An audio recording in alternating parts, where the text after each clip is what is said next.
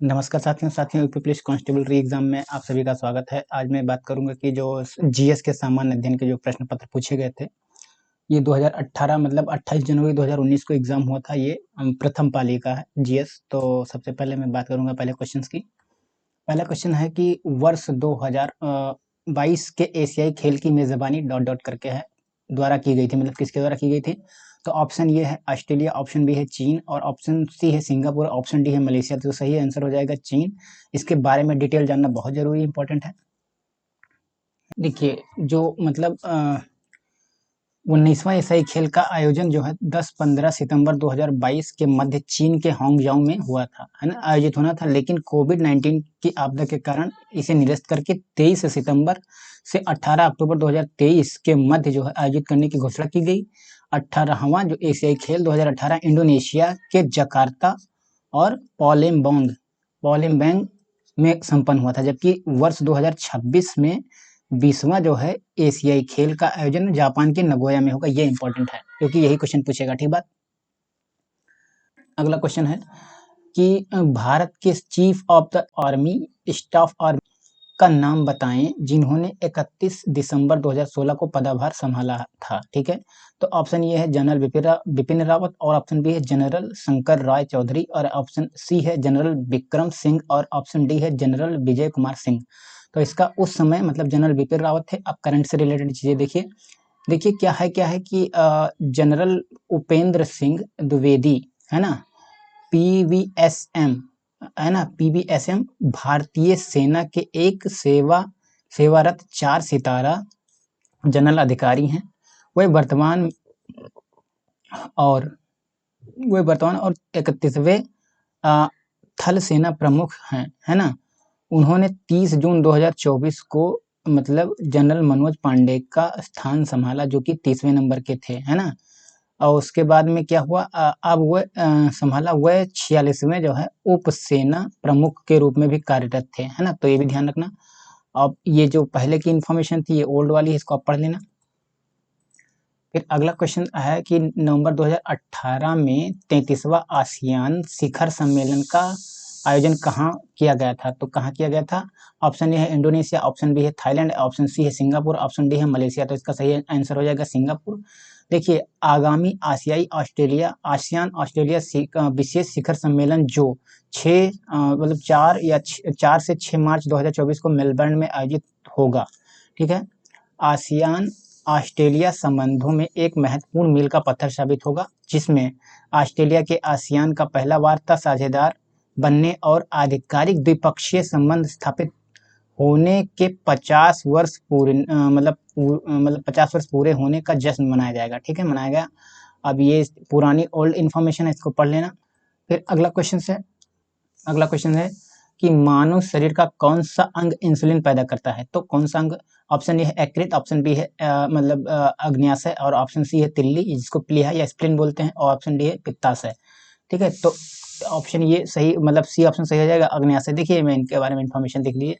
पाचन तंत्र भोजन में मौजूद कार्बोहाइड्रेट्स को ग्लूकोज में बदल देता है। इंसुलिन एक हार्मोन है जो अग्न्याशय से उत्पन्न होता है। यह ग्लूकोज को अवशोषित करता है और कार्बोहाइड्रेट्स को नियंत्रित करता है। देखिए जब ये मतलब जो इंसुलिन हार्मोन होता है इसकी अगर कमी हो जाती है तो ब्लड शुगर हो जाता है। ठीक है, ये भी ध्यान रखना। जैसे इंसुलिन हार्मोन की अगर कमी हो जाएगी तो इंसुलिन की इंजेक्शन देनी पड़ती है या टेबलेट होता है ना, तो ये भी ध्यान रखना, है ना, इंसुलिन। तो ये भी ध्यान रखना। फिर अगला है कि निम्नलिखित में से कौन सा तत्व एक अधातु है जो कक्षीय तापमान पर द्रव अवस्था में रहता है।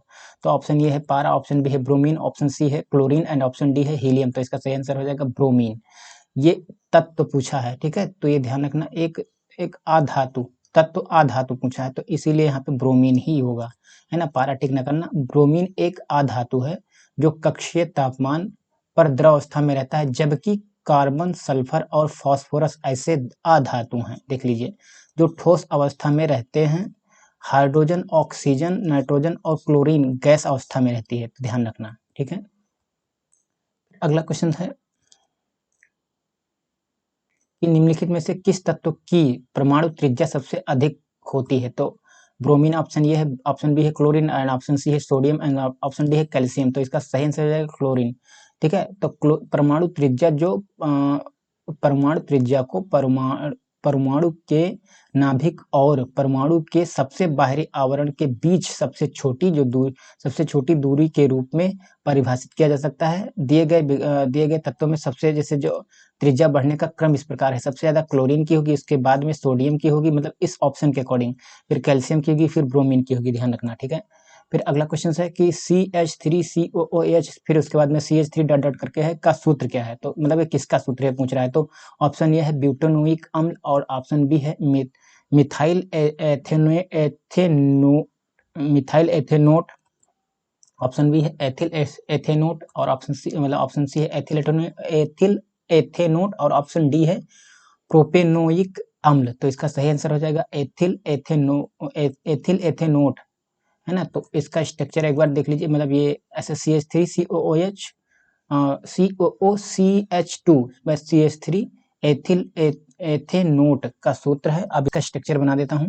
यहाँ पे रहेगा C, उसके बाद में एक सिंगल बॉन्ड जाएगा, H हो जाएगा, फिर सिंगल बॉन्ड जाएगा, H हो जाएगा, फिर सिंगल बॉन्ड के बाद में फिर से इसके ऊपर डबल बॉन्ड लगेगा, तो वो फिर एक ये O है, ये हाइड्रोजन है, और एक हाइड्रोजन यहाँ लगेगा, ये भी सिंगल बॉन्ड है, एक सिंगल बॉन्ड, फिर एक हाइड्रोजन यहाँ लगेगा और एक हाइड्रोजन यहाँ लगेगा, और उसके बाद में एक हाइड्रोजन यहाँ। तो ये आपका मतलब इसका स्ट्रक्चर है। ठीक है, फिर अगले क्वेश्चन पे चलेंगे कि द्रव का घनत्व नापने के लिए किस उपकरण का प्रयोग किया जा सकता है। तो ऑप्शन ये है एनीमोमीटर, ऑप्शन बी है यूडियोमीटर, ऑप्शन सी है बेबामीटर, ऑप्शन डी है पिक्नोमीटर। तो इसका सही आंसर हो जाएगा पिक्नोमीटर।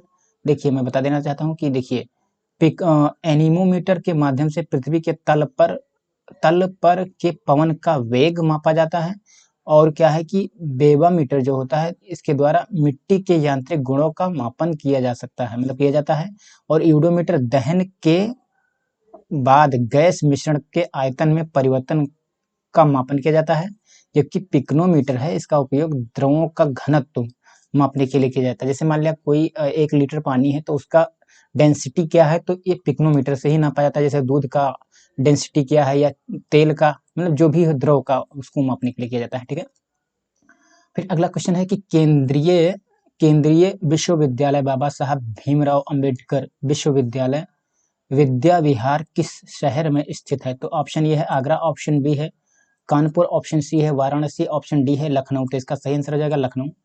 केंद्रीय विश्वविद्यालय बाबा साहब भीमराव अंबेडकर विश्वविद्यालय विद्या विहार लखनऊ में स्थित है। ठीक है, इस विश्वविद्यालय की स्थापना 10 जनवरी 1996 को की गई थी। ठीक है, ध्यान रखना। फिर अगला क्वेश्चन है कि उत्तर प्रदेश पुलिस का मुख्यालय कहाँ स्थित है। तो ये ऑप्शन ये है बरेली, ऑप्शन बी है प्रयागराज, ऑप्शन सी है नोएडा, ऑप्शन डी है मेरठ। तो इसका सही आंसर हो जाएगा प्रयागराज। उत्तर प्रदेश पुलिस का मुख्यालय सरोजनी नायडू मार्ग प्रयागराज में स्थित था। ठीक है, और ये क्या है कि 7 जून 2019 से यह सिग्नेचर बिल्डिंग लखनऊ में स्थानांतरित हो गया है। तो ये भी ध्यान रखना, प्रश्न जब पूछा गया था तब ये ऑप्शन यही था, तो इसलिए यही माना जाएगा। ठीक बात, अब बदल गया तो वो बदला ही माना जाएगा। और ऑप्शन मतलब क्वेश्चन नंबर 11 है उत्तराखंड किस वर्ष अस्तित्व में आया था। तो ऑप्शन ये है 2000, ऑप्शन बी है 1991, ऑप्शन सी है 2016, ऑप्शन डी है 2011। तो इसका सही आंसर हो जाएगा सन 2000। 9 नवंबर 2000 को उत्तराखंड 27वां राज्य उत्तर प्रदेश से कटकर बना था, है ना। अलग, और इसी वर्ष 2 और राज्य अस्तित्व में आए थे। जैसे 1 नवंबर 2000 को छत्तीसगढ़ 26वां राज्य बना था, और मध्य प्रदेश 15 नवंबर सन 2000 को मध्य प्रदेश बना था, और 28वां राज्य ये झारखंड बिहार से अलग होकर बना था। कब? 15 नवंबर 2000 को झारखंड बना था, और ये 28वां छत्तीसगढ़ मध्य प्रदेश से बना था। ठीक है, उसके बाद में क्या है कि भारत का 29वां राज्य जो तेलंगाना है 2 जून 2014 को अस्तित्व में आया था, चूंकि आंध्र प्रदेश से अलग होकर बना था। ठीक है, ध्यान रखना। अगर वर्तमान में बात की जाए तो इसमें भारत में कुल 28 राज्य और 8 केंद्र शासित प्रदेश हैं, ध्यान रखना। फिर अगला क्वेश्चन है कि बरसाना होली डॉट डॉट के साथ खेली जाती है। तो ऑप्शन ए है टमाटर, ऑप्शन बी है दूध, ऑप्शन सी है पत्थर, ऑप्शन डी है डंडे से। तो ये डंडे से खेली जाती है, ऑप्शन सही डी होगा। ये क्वेश्चन में कोई अपने मन से नहीं बनाया है, ये प्रीवियस ईयर क्वेश्चन है, इसको आप डाल के नेट पे देख सकते हो, है ना। ठीक है, तो बरसाना की लठमार होली फाल्गुन माह के शुक्ल पक्ष की नवमी को मनाई जाती है। इस दिन नंदगांव के ग्वाल होली खेलने राधा के गांव बरसाना जाते हैं। ठीक है, ध्यान रखना। फिर अगला क्वेश्चन है कि उत्तर प्रदेश में आयोजित कांपिल मेला किस समुदाय से जुड़ा हुआ है? तो ऑप्शन ए है जैन, ऑप्शन बी है सिख, ऑप्शन बी है सिख, ऑप्शन सी है ईसाई, ऑप्शन डी है बौद्ध। तो इसका सही आंसर हो जाएगा जैन, है ना। इससे संबंधित चीजें क्या है कि उत्तर प्रदेश में आयोजित कांपिल मेला जैन समुदाय से जुड़ा है, जो 5 दिवसीय यह मेला मार्च माह के फर्रुखाबाद जिले में आयोजित होता है। ठीक है, ध्यान रखना। फिर अगला क्वेश्चन है डॉट डॉट करके है कि भारत में कथक नृत्य के या कि मतलब एक शास्त्रज्ञ हैं, मतलब कौन है कथक के, बताना है। तो ऑप्शन ये है सोनल मानसिंह, ऑप्शन बी है मल्लिका साराभाई, ऑप्शन सी है पंडित बिरजू महाराज, ऑप्शन डी है उदय शंकर, ऑप्शन तो इसका सही हो जाएगा सी पंडित बिरजू महाराज, है ना। पंडित बिरजू महाराज, शंभू महाराज, सितारा देवी आदि कथक नृत्य से संबंधित हैं, ध्यान रखना। उसके बाद में अगला क्वेश्चन है निम्नलिखित में से कौन सा यूपी पुलिस विभाग की चयन की प्रक्रिया के चरणों में नहीं शामिल है, मतलब नहीं आता है। ऑप्शन ए है शारीरिक परीक्षण, ऑप्शन बी है शैक्षिक परीक्षण मतलब शैक्षिक योग्यता, ऑप्शन सी है आयु पात्रता, ऑप्शन डी है भाषा परीक्षण। तो इसका डी ऑप्शन हो जाएगा सही, क्योंकि भाषा परीक्षण नहीं आता। Uttar Pradesh police UP police विभाग की चयन प्रक्रिया के चरणों में शारीरिक परीक्षण, शैक्षिक योग्यता, आयु पात्रता शामिल है, जबकि भाषा परीक्षण शामिल नहीं है। ठीक बात। अगला क्वेश्चन है कि एक पौराणिक कथा के अनुसार किस देवता ने दशाश्वमेध घाट पर किए जाने वाले दशाश्वमेध यज्ञ के दौरान 10 घोड़ों की बलि दी थी? तो ऑप्शन ए है भगवान विष्णु, ऑप्शन बी है भगवान ब्रह्मा, ऑप्शन सी है भगवान शिव, ऑप्शन डी है देवी काली। तो इसका सही आंसर हो जाएगा भगवान ब्रह्मा। ठीक है। जो दशाश्वमेध घाट वाराणसी के गंगा नदी के किनारे स्थित सभी घाटों में सर्वाधिक प्राचीन घाट है। किंवदंतियों के अनुसार भगवान ब्रह्मा ने भगवान शिव को निर्वासन से वापस बुलाने के लिए दशाश्वमेध यज्ञ के दौरान 10 घोड़ों की बलि दी थी। तो ध्यान रखना। फिर अगला क्वेश्चन है कि भारत में बहादुरी का सर्वोच्च पुरस्कार निम्नलिखित में से कौन सा है? तो ऑप्शन ए है अशोक चक्र, ऑप्शन बी है परमवीर चक्र, ऑप्शन सी है कीर्ति चक्र, ऑप्शन डी है वीर चक्र। तो इसका सही आंसर हो जाएगा परमवीर चक्र। ठीक है, परमवीर चक्र सेना में मिलने वाला सबसे बड़ा वीरता पुरस्कार है। यह पुरस्कार उन बहादुर सैनिकों को प्रदान किया जाता है जो युद्ध काल में वीरता, बहादुरी जैसे साहसिक कार्य किए हों। अशोक चक्र शांति के समय का सबसे उच्च वीरता का पदक है। यह पुरस्कार राष्ट्रपति द्वारा सैनिकों और अर्धसैनिकों को असाधारण वीरता, शूरता या बलिदान के लिए दिया जाता है। ठीक है, ध्यान रखना। फिर अगला क्वेश्चन है कि माई पैसेज फ्रॉम इंडिया द्वारा मतलब किसके द्वारा लिखी गई एक किताब है, किसके द्वारा लिखी गई है? ऑप्शन ये है मुल्कराज आनंद, ऑप्शन बी है Edward Morgan Forster, and option B है विद्याधर सूरज प्रसाद नायपॉल, ऑप्शन मतलब सी हो गया, ऑप्शन डी है इस्माइल मर्चेंट। तो इसका सही हो जाएगा इस्माइल मर्चेंट। ठीक है, माई पैसेज फ्रॉम इंडिया ये film makers journey from Bombay to Hollywood नामक पुस्तक इस्माइल मर्चेंट द्वारा लिखी गई है, ध्यान रखना। फिर अगला क्वेश्चन है विश्व पर्यावरण दिवस किस दिन मनाया जाता है? तो किस दिन मनाया जाता है? ऑप्शन ए है 22 अप्रैल, ऑप्शन बी है 8 मई, ऑप्शन सी है 5 जून और ऑप्शन डी है 11 जून। तो इसका सही आंसर रहेगा 5 जून। विश्व पर्यावरण दिवस 5 जून को मनाया जाता है, जबकि पृथ्वी दिवस 22 अप्रैल को मनाया जाता है और 8 मई को क्या मनाया जाता है? मातृ दिवस, है ना, ध्यान रखना। और 11 जुलाई को मतलब विश्व जनसंख्या दिवस मनाया जाता है, ध्यान रखना। फिर अगला प्रश्न है कि जेट इंजन का आविष्कार किन्होंने किया था? तो ऑप्शन ए है रोजर वेकन, ऑप्शन बी है सर फ्रैंक हिटल और ऑप्शन सी है जेम्स वाट और ऑप्शन डी है लुइस एडिसन वाटरमैन। तो इसका सही आंसर हो जाएगा फ्रैंक हिटल, है ना। जेट इंजन का आविष्कार सर फ्रैंक हिटल नामक ब्रिटिश रॉयल वायुसेना के इंजीनियर ने किया था। बाद में जर्मनी के हंस ओन ओहेन ने ऑपरेशनल टर्बोजेट इंजन को डिजाइन किया था, ध्यान रखना। अगला क्वेश्चन है निम्नलिखित में से कौन सा सामाजिक मीडिया नेटवर्क का एक सार्वजनिक रूप से सूचीबद्ध कंपनी नहीं है? ऑप्शन ए है ट्विटर, ऑप्शन बी है फेसबुक, ऑप्शन सी है वीईओ, ऑप्शन सी है कोवरा, तो इसका सही आंसर हो जाएगा कोवरा, ठीक है। ट्विटर, फेसबुक, बीईएनओ यानी कि बीइनो नामक सामाजिक सोशल मीडिया नेटवर्क के रूप में सूचीबद्ध कंपनियों में से है। कोवरा इनमें से शामिल नहीं है। यह एक मंच है जहां लोग एक जगह एकत्रित होकर विचार विमर्श करते हैं और एक मत चुनते हैं, ठीक बात। अगला क्वेश्चन है, किस भारतीय राज्य में सर्वाधिक क्षेत्र में वन पाए जाते हैं? तो ऑप्शन ए है केरल, ऑप्शन बी है महाराष्ट्र, ऑप्शन सी है उत्तर प्रदेश, ऑप्शन डी है मध्य प्रदेश। तो इसका सही आंसर हो जाएगा मध्य प्रदेश। क्षेत्रफल की दृष्टि से मध्य प्रदेश के पास सबसे बड़ा वन क्षेत्र है, जबकि अरुणाचल प्रदेश और छत्तीसगढ़ दूसरे व तीसरे स्थान पर है, ठीक है। फिर अगला क्वेश्चन है कि फिनलैंड की शासकीय मुद्रा क्या है? तो ऑप्शन ए है डॉलर, ऑप्शन बी है पाउंड, ऑप्शन सी है रियाल, तो ऑप्शन डी है यूरो। तो इसका सही आंसर हो जाएगा यूरो, ठीक है।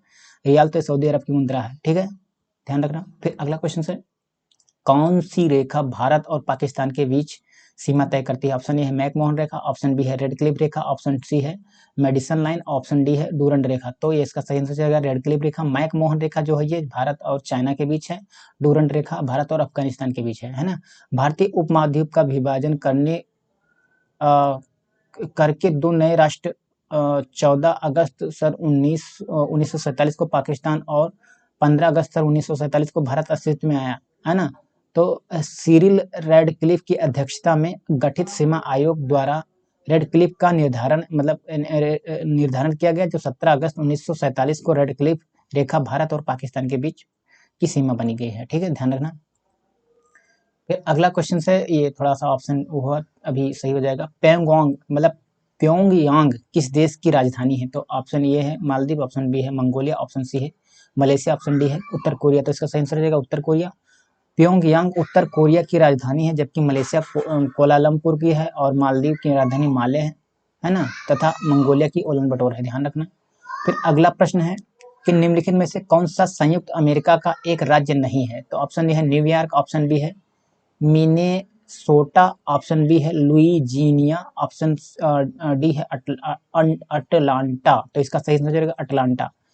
न्यूयॉर्क, मिनेसोटा, लुइजियाना संयुक्त राज्य अमेरिका के राज्य हैं, जबकि अटलांटा संयुक्त राज्य अमेरिका का राज्य नहीं बल्कि जॉर्जिया की राजधानी है ना, अटलांटा, ठीक है।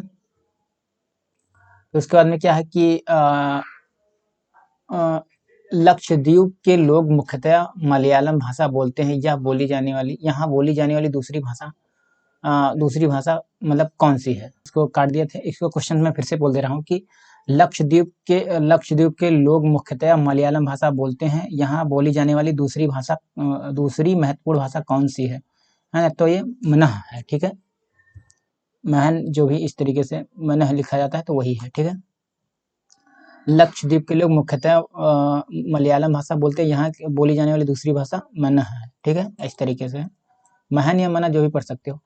और क्या है कि क्वेश्चन नंबर 28 है, शिवाजी के बेटे का नाम बताएं जो तीसरे छत्रपति थे। तो ऑप्शन ए है राजाराम, ऑप्शन बी है संभाजी, ऑप्शन सी है साहू, ऑप्शन डी है बाजीराव। तो इसका सही आंसर है राजाराम। शिवाजी महाराज 1880 ईस्वी मतलब है के पुत्र उनके दो पुत्र थे। बड़े पुत्र का नाम संभाजी महाराज था। द्वितीय छत्रपति का जन्म साईबाई से हुआ था। छोटे पुत्र राजाराम का जन्म सोयराबाई से हुआ था, ठीक है। तीसरे जो राजाराम तीसरे छत्रपति थे, इनका जन्म 1670 ईस्वी और मृत्यु 1700 ईस्वी में हुई थी, ठीक है। तो 29वां क्वेश्चन है कि उड़ीसा से प्रारंभ एक प्राचीन लोक नृत्य क्या है? तो पुलिकली ऑप्शन ए है, ऑप्शन बी है राउत नाच, ऑप्शन सी है डालू कुनीता और ऑप्शन सी है घूमरा। तो इसका सही आंसर हो जाएगा घूमरा, है ना। घूमरा नृत्य उड़ीसा से प्रारंभ एक प्राचीन लोक नृत्य है। यह लोक नृत्य मुख्यतया मार्शल आर्ट से प्रेरित है ना। जैसे केरल में थांगटा है, तो इसे यहाँ पे उड़ीसा में ये है। और वर्ष 2018 के केंद्रीय बजट में भारत के राष्ट्रपति का वेतन प्रतिमाह मतलब कितना किया गया था? तो ऑप्शन ये 2018 का डेटा पूछ रहा है। ऑप्शन ये है 1.5 लाख और फिर 15 लाख 1.5 लाख और ऑप्शन बी है 15 लाख और ऑप्शन सी है 50 लाख, ऑप्शन डी है 5 लाख, तो 15 लाख। वर्ष 2018 के केंद्रीय बजट में भारत के राष्ट्रपति का वेतन बढ़ाकर 5 लाख रुपए, उपराष्ट्रपति का 4 लाख रुपए और राज्यों के राज्यपालों का वेतन 3.5 लाख रुपए कर दिया गया। वर्तमान में वेतन में कोई परिवर्तन नहीं किया गया। ठीक बात। फिर अगला प्रश्न है कि भारत अपने नारियल के वार्षिक उत्पादन में और इंडोनेशिया के बाद तीसरे स्थान पर है। मतलब किस बताना है कि कौन मतलब तीसरे स्थान पर किसको पिछाड़ कर है। तो ऑप्शन ए है मेडागास्कर, ऑप्शन बी है म्यांमार, ऑप्शन सी है मलेशिया, ऑप्शन डी है फिलीपींस। तो इसका सही आंसर हो जाएगा फिलीपींस। वर्ष 2019 के संदर्भ में FAO द्वारा जारी आंकड़ों के अनुसार नारियल के उत्पादन में भारत का स्थान तीसरा है, जबकि इंडोनेशिया और फिलीपींस क्रमशः प्रथम और द्वितीय स्थान पर हैं। वर्ष 2020 के संदर्भ में FAO यानी फूड एंड एग्रीकल्चर ऑर्गेनाइजेशन द्वारा आंकड़ों के अनुसार इंडोनेशिया प्रथम, भारत द्वितीय तथा फिलीपींस तीसरे स्थान पर है। ठीक है। मेडागास्कर की राजधानी अंतानारिवो, म्यांमार की राजधानी क्या है, नापिदा, और मलेशिया की राजधानी कोलालमपुर और फिलीपींस की राजधानी हेलसिंकी है। ठीक है, ध्यान रखना। फिर अगला प्रश्न है कि 24 जनवरी 1950 को संविधान सभा के 284 सदस्यों ने हस्तलिखित संविधान पर हस्ताक्षर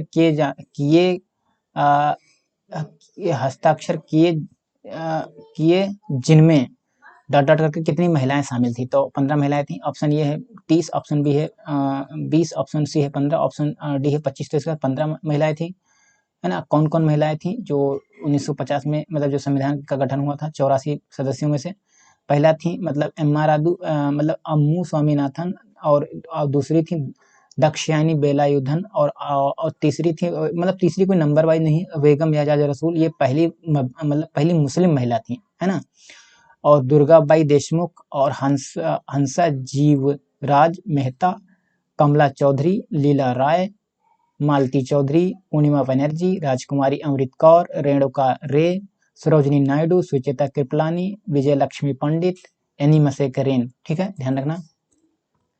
फिर अगला प्रश्न है काकोरी रेलगाड़ी लूटपाट की कल्पना, है ना, राम प्रसाद बिस्मिल और किसने की थी? ऑप्शन ए है खुदीराम बोस, ऑप्शन बी है शिवराम राजगुरु, ऑप्शन सी है अशफाक उल्ला खां, और ऑप्शन डी है यतीन्द्रनाथ दास। तो इसका सही आंसर हो जाएगा अशफाक उल्ला खां। 9 अगस्त 1925 को 8 down Saharanpur Lucknow passenger train को लखनऊ जिले के काकोरी रेलवे स्टेशन के पास हिंदुस्तान रिपब्लिकन एसोसिएशन के सदस्यों ने लूट लिया। इसकी कल्पना जो है रामप्रसाद बिस्मिल और अशफाक उल्ला खां ने की थी। ठीक है। तो क्वेश्चन मैं फिर से पढ़ दे रहा हूँ कि इसमें पूछा गया है कि बांगरू डॉट करके है कि हाथ की छपाई के लिए प्रसिद्ध है। तो ऑप्शन ए है जम्मू कश्मीर, ऑप्शन बी है राजस्थान, ऑप्शन सी है असम, ऑप्शन डी है केरल। तो इसका सही आंसर हो जाएगा राजस्थान। बांगरू राजस्थान में जयपुर से 32 किलोमीटर पश्चिम में स्थित यह हाथ की छपाई के लिए प्रसिद्ध बांगरू की हाथ की छपाई से की जाने वाली एक छपाई का इतिहास 1000 वर्ष से भी पुराना है। बांगरू नामक स्थान की ब्लॉक पेंटिंग प्राकृतिक रंग के साथ ब्लॉक प्रिंटिंग पारंपरिक तकनीकों में से एक है, जिसका श्रेय राजस्थान के छिपा समुदाय को जाता है। ठीक है, ध्यान रखना। फिर अगला प्रश्न है 35 है मतलब भारतीय रिजर्व बैंक द्वारा निर्धारित नवंबर 2018 में नगद आरक्षित अनुपात कितना % था? तो ऑप्शन ए है 5, ऑप्शन बी है 6, ऑप्शन सी है 4, ऑप्शन डी है 7। तो इसका सही आंसर देखिए उस डेटा के हिसाब से पहले मतलब कितना था उससे कोई मतलब नहीं, मैं अभी बता देना चाहता था। महत्वपूर्ण आंकड़े में बता देना चाहता हूँ जो क्वेश्चन पूछा गया था। तो इस समय इन प्रेजेंट 2022 का डेटा मैं बता रहा हूँ। रेपो रेट जो है 5.90% है, और रिवर्स रेपो रेट जो है 3.35% है, और नगद आरक्षित अनुपात यानी कि CRR यानी कैश रिजर्व रेशियो 4.5% यानी कि 4.50% है। बैंक रेट जो है 6.15% है। ठीक है। और क्या कहते हैं वैधानिक तरलता अनुपात यानी कि SLR जो रेट है 18% है। ठीक है, ये डेटा मैंने बताया। फिर अगले क्वेश्चन पे चलेंगे। अगला है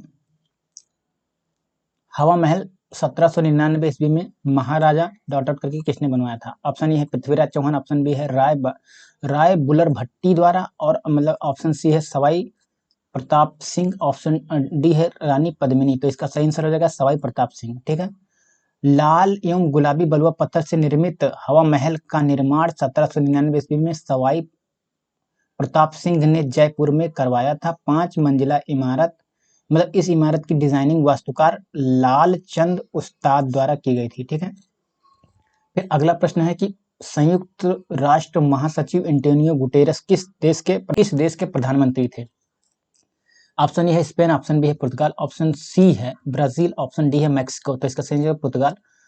संयुक्त राष्ट्र महासभा ने एंटोनियो गुटेरस यानी कि एंटोनियो गुटेरस को 1 जनवरी 2022 से 31 दिसंबर 2026 तक के लिए दूसरे कार्यकाल के नए संयुक्त राष्ट्र महासचिव के रूप में नियुक्त किया गया है। ये जब उस समय प्रधानमंत्री थे तो पुर्तगाल के ही थे।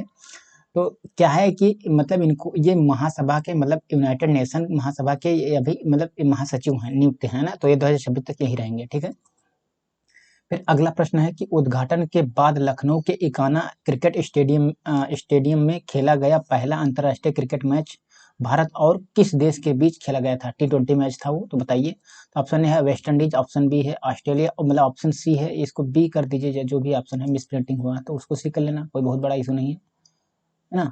और ऑप्शन सी है श्रीलंका, ऑप्शन डी है इंग्लैंड। तो इसका सही आंसर हो जाएगा वेस्ट इंडीज। ठीक है, उद्घाटन के बाद लखनऊ के इकाना स्टेडियम में खेला गया पहला अंतर्राष्ट्रीय क्रिकेट मैच 6 नवंबर 2018 को भारत और वेस्ट इंडीज के मध्य खेला गया था। यह T20 मैच था।